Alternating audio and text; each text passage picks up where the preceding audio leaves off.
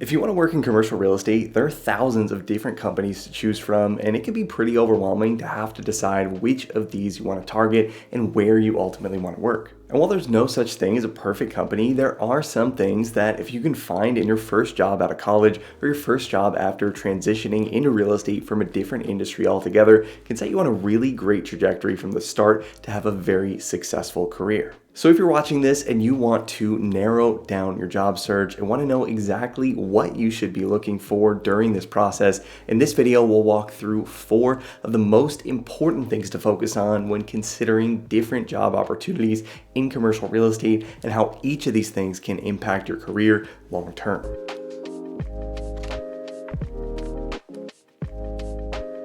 So the first thing on this list is one of the most important things you can do to set yourself up for success in this industry, and this is looking for jobs where you'll maximize your exposure to transaction volume. Now today, transaction volume is really low across the board, so you might not see much deal flow regardless of where you work over the next 6 to 18 months, but what I'm referring to here are roles that are going to expose you to more transaction volume than you would see in other analyst or associate positions, all else being equal. This is why I'm such a big proponent of investment sales analyst roles, debt and equity placement roles, and acquisitions roles for people just starting their careers, since these jobs will put you on the front lines of transaction activity, which will expose you to the different hurdles that companies have to work through to get deals closed. This is also going to involve you directly in the underwriting and valuation process of commercial properties, and you'll also be directly involved with the creation of investment materials to present to clients, equity partners, or lenders,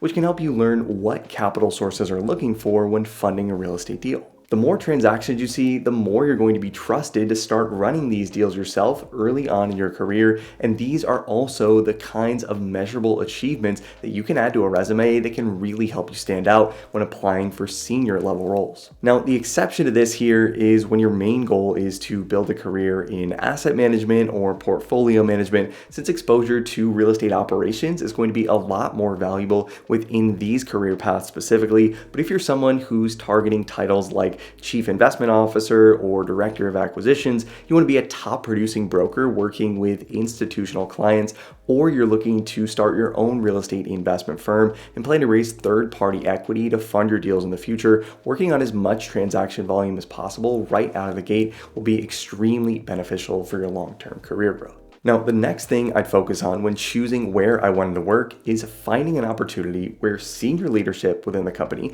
my direct manager I'd be working for, or even my peers that I'd be working alongside of have institutional experience. The companies at the top of this industry that are the biggest allocators of capital or broker the biggest deals are trusted by investors and clients because of the way they do things and the processes that they follow. And if you can learn these best practices from people who cut their teeth directly in these environments, even if you're not working at one of these firms directly, this will give you exposure to a way of doing things that's used by the most successful companies within this business. Everything from the way you're expected to analyze deals to the way investment materials are put together, and even the way someone you work with interacts with a potential client or partner will all rub off on you. And if you put yourself in a situation where you're working alongside a team that uses these best practices on a day-to-day basis, this is not only going to make you a more attractive capital partner or investment advisor, but this is also very likely to increase your success rate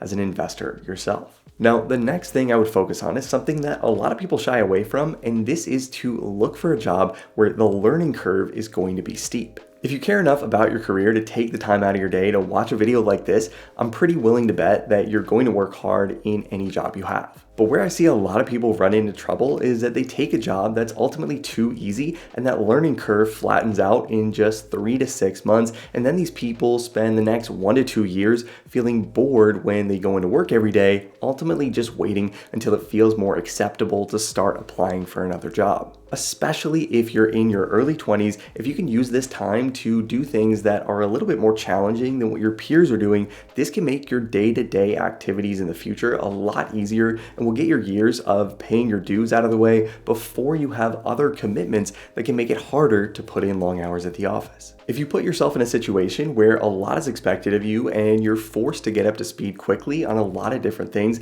this will not only familiarize you with some unique deal structures that you might not have otherwise been exposed to, but this will also help you become a better learner overall and will give you the confidence that you can solve hard problems that will inevitably come up throughout your career. Now, I want to make it clear that while you do want the work you'd be doing to be hard, this doesn't mean that you'll want to work alongside people that are hard to work with or for. And if a company culture itself feels hard, meaning that there's a lot of tension in the office, it's clear that people don't get along, or senior management is extremely demanding and unforgiving at the end of the day, this is probably not a place you want to be. But if you can put yourself in an environment where you're working alongside good people, the expectations for work quality are high, and the deal structures you'd be working on are complex, this type of experience is really hard to beat, especially early on in your career. Now, the last thing I'd recommend when looking for a job is something that's very similar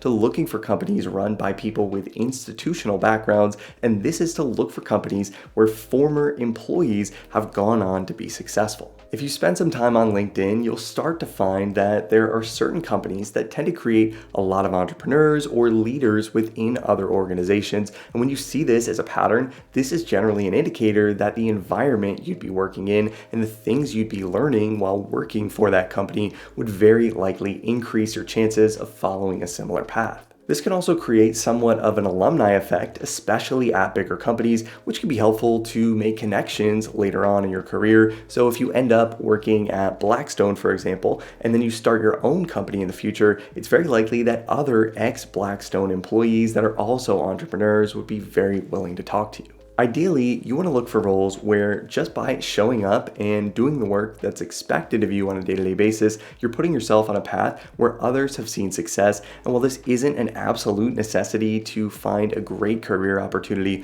this is something that I've found to be a really valuable strategy when narrowing down a job search. So if I were starting my career all over again, these are some of the main things that I would focus on when looking for new opportunities. And if you're trying to land a job in commercial real estate right now, and you want to make sure you have the technical skills you'll need to land an analyst or associate role and pass an Excel modeling exam that might be given to you during the interview process, make sure to check out our all-in-one membership training platform, Breaking the CRE Academy. A membership to the Academy will give you instant access to over 120 hours of video training on real estate financial modeling and analysis. You'll get access to hundreds of practice Excel or interview exam questions, sample acquisition case studies, and you'll also get access to the Break-In to CRE Analyst Certification exam, which covers topics like real estate pro forma and development modeling, commercial real estate lease modeling, equity waterfall modeling, and many other real estate financial analysis concepts that will help you prove to employers that you have what it takes to tackle the responsibilities of an analyst or associate